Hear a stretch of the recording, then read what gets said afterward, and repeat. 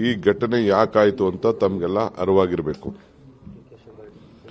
ಸಂವಿಧಾನದ ರಕ್ಷಕ ಸ್ಥಾಪಕ ಬಾಬಾ ಸಾಹೇಬ್ ಅಂಬೇಡ್ಕರ್ ಅವರ ಬಗ್ಗೆ ಆಡಿದಂತ ಮಾತು ಅಮಿತ್ ಶಾ ಅವರು ಏನು ಮಾತಾಡಿದ್ರು ಅದನ್ನ ಎರಡು ಸದನದಲ್ಲೂ ಮತ್ತು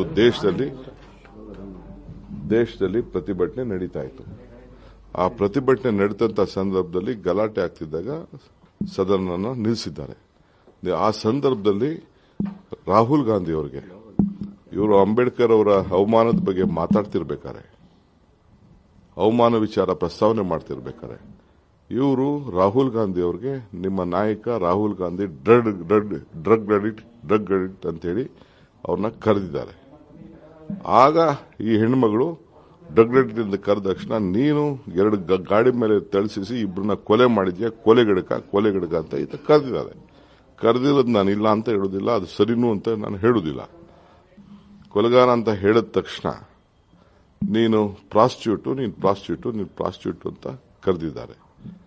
ರಾಹುಲ್ ಗಾಂಧಿ ಅವ್ರನ್ನ ಡ್ರಗ್ ಅಡಿಕ್ಟ್ ಅನ್ನೋದಕ್ಕೆ ಇವತ್ತು ಅದು ಫಸ್ಟು ನಮ್ಮ ಬಾಬಾ ಸಾಹೇಬ್ ಅಂಬೇಡ್ಕರ್ ಅವರನ್ನ ನಿಲ್ಲಿಸಿರೋದಕ್ಕೆ ಚರ್ಚೆ.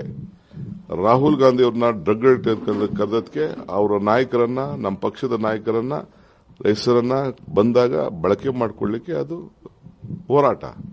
ಅದಾದ್ಮೇಲೆ ಇವರು ಹೆಣ್ಣು ಮಗಳ ಮೇಲೆ ಈ ರೀತಿ ಇನ್ನೊಬ್ಬ ಪ್ರಾಸ್ಟಿಟ್ಯೂಟ್ ಅಂತ ಸುಮಾರು 12 ಬಾರಿ ಕರೆದಿದ್ದು ದಾಖಲೆ ಎಲ್ಲ ಇದೆ. ನೀವೆಲ್ಲ ಸೇರಿ ಹಾಕಂಗಿದ್ರೆ ನೀವು ಹಾಕಿ,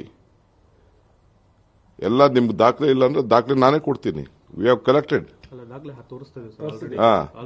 ರಾಹುಲ್ ಗಾಂಧಿ ಅವ್ರನ್ನ ಡ್ರಗ್ ಅಡಿಕ್ಟ್ ಅಂತ ಕರೆದಿ ತೋರಿಸ್ತಾ ಇದ್ದೀರಿ. ಅದನ್ನ ಫಸ್ಟ್ ನೀವು ಯಾಕಾಯ್ತು ಇದು ಬಾಬಾ ಸಾಹೇಬ್ ಅಂಬೇಡ್ಕರ್ ಅವ್ರಿಗೆ ಅಮಿತ್ ಶಾ ಅವ್ರು ಮಾತಾಡಿದಂತ ಮಾತು, ಅದನ್ನ ರಕ್ಷಣೆಗೆ ಆ ವಿಚಾರದಲ್ಲಿ ಹೋರಾಟವನ್ನ ಮಾಡ್ತಾ ಇದ್ರು. ಅದಕ್ಕೆ ಈ ಹೆಣ್ಮಗಳನ್ನ ಈ ರೀತಿ ಕರೆದಿದ್ದಾರೆ. ಇದು ಚಿಕ್ಕಮಗಳೂರು ಸಂಸ್ಕೃತಿನ, ಭಾರತದ ಸಂಸ್ಕೃತಿನ, ಬಿಜೆಪಿ ಸಂಸ್ಕೃತಿಯ. ಆಮೇಲೆ ನಾನು ಅಷ್ಟೊತ್ತಿಗೆ ನಾನು ಬೇರೆ ಕಡೆ ಇದ್ದೆ, ಅಸೆಂಬ್ಲಿಯಲ್ಲಿದ್ದೆ. ನನಗೆ ನಿನ್ನೆ ಅಲ್ಲೇ ಕೌನ್ಸಿಲ್ ಅಲ್ಲೇ ನನಗೆ 12 ಕ್ವಶನ್ಸ್ ಇತ್ತು. ಅದು ಮುಗಿಸ್ಕೊಂಡು ನಾನು ಬೇರೆ ಕಡೆ ಹೋಗಿದ್ದೆ, ನಾನು ಅಸೆಂಬ್ಲಿಗೆ ಹೋಗಿದ್ದೆ. ಆಗ ಈ ಘಟನೆ ನಡೆದಿದೆ.